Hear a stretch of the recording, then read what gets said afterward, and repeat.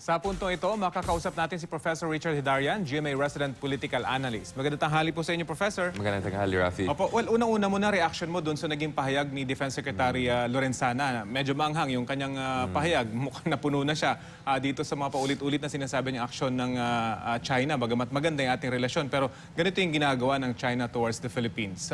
Anong reaction mo? Well, unang-una, Rafi, no, ito yung internal balancing na nakita natin sa Duterte administration. So, sa isang banda, si Pangulong Duterte, parati siya dismissive doon sa mga kritisismo laban sa China at dinidefend niya yung China bilang friends ng Philippines. Pero consistently, si Secretary Lorenzana ay much more critical on China. At wag natin kalimutan, nalaman nga natin na ram yung ating mainista nung June dahil sa statements, no, yung condemnation ni Secretary Lorenzana. So, mukhang yung frustration is deepening, no? At yung international law po ay very clear. Pag pumasok ka sa territorial sea or waters ng isang bansa, meron kang right of innocent passage, but dapat may notification ka dun sa coastal state at yung mga weapon system mo ay dapat naka-shut off.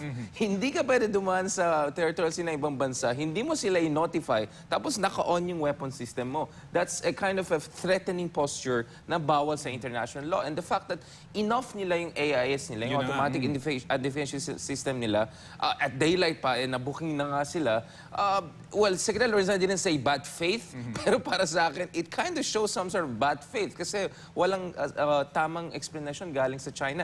And this is the very country that does not allow yung military warship ng ibang bansa na hindi dumaan. Forget about territorial sea.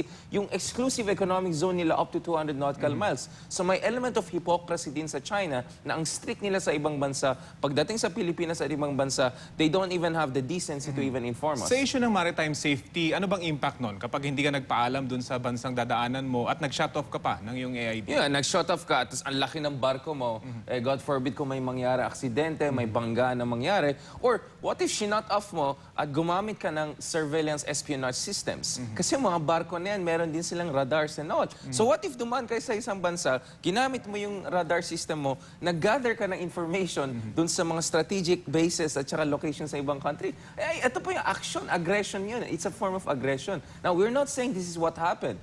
But bakit ang China ina-off yung AIS system at bakit hindi sila nagpapakita ng consistency sa kanilang stance? Nasa ibang bansa, they're very strict. Hindi ka pwede dumaan sa 200 nautical miles, easy nila.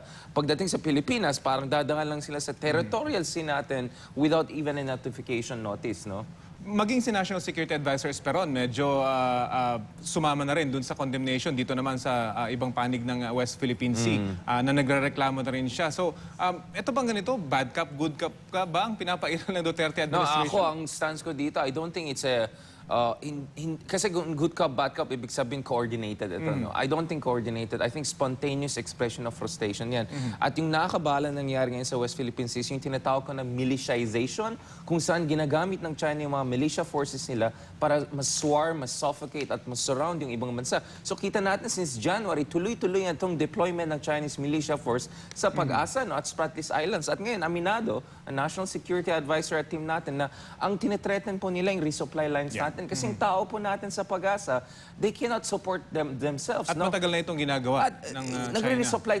But yung ating surveillance mission dyan, hinaharas ng mga Chinese. This is really bad faith on the part of China. So siguro, si Pangulong Duterte, he doesn't want to criticize them, but pagdating sa kanyang defense officials, they have to be honest about it. At masaya tayo na medyo honest sila dito. Ano magiging impact nito dahil nagkakaroon na tayo ng capability unti-unti, di ba? Magkakaroon na rin tayo ng mga surveillance drones. Anong impact kaya nitong patuloy na swarming ng China kapag nagkaroon na rin tayo ng capability to counter them? Baka magkaroon ng aksidente? Meron Well, it's concern? one thing na meron tayong domain awareness capability, no? So, yun yung first level. Meron kang domain awareness. Alam mo anong nangyari sa yung tubig, no? We didn't have that. Yeah. So, sa ilalim ni Secretary Lorenzana and previous administration, din-develop natin yan. But the next stage is deterrence, minimum deterrence. At wala pa tayo dyan. We're moving towards that. At dito, kailangan natin yung tulong ng ating mga aliado at ating mga kaibigan.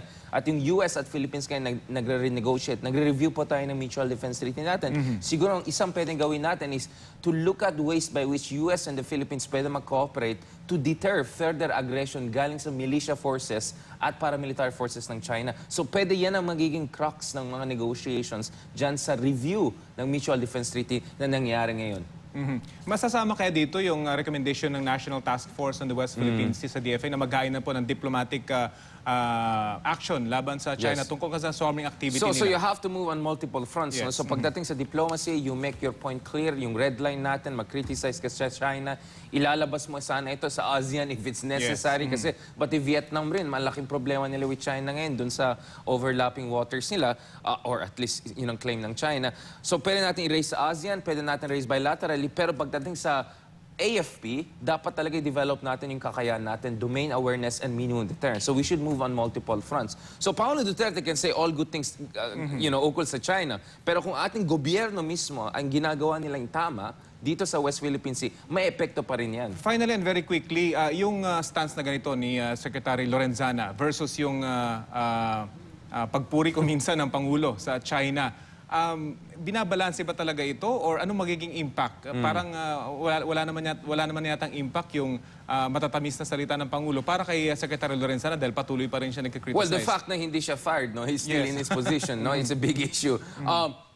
Ang katotohanan dito is Secretary Lorenzana is much more in touch with the pulse of the Filipino people. So kung nakita natin social weather station at Pulse Asia, klarong-klaro na super majority of Filipinos ay galit sa China dahil sa ginagawa nila sa West Philippine Sea at gusto nila mas maging tough stance natin. Paolo Duterte is actually isolated on this issue. So siguro medyo kampante itong mga officials na mag-express ng ganitong frustration kasi alam nila yung gusto ng taong bayan. At hindi pa nga sila na napapatalsik. They're safe so far. Maraming salamat sa iyo, Richard Heydarian, Salamat, GMA Rafi. resident analyst.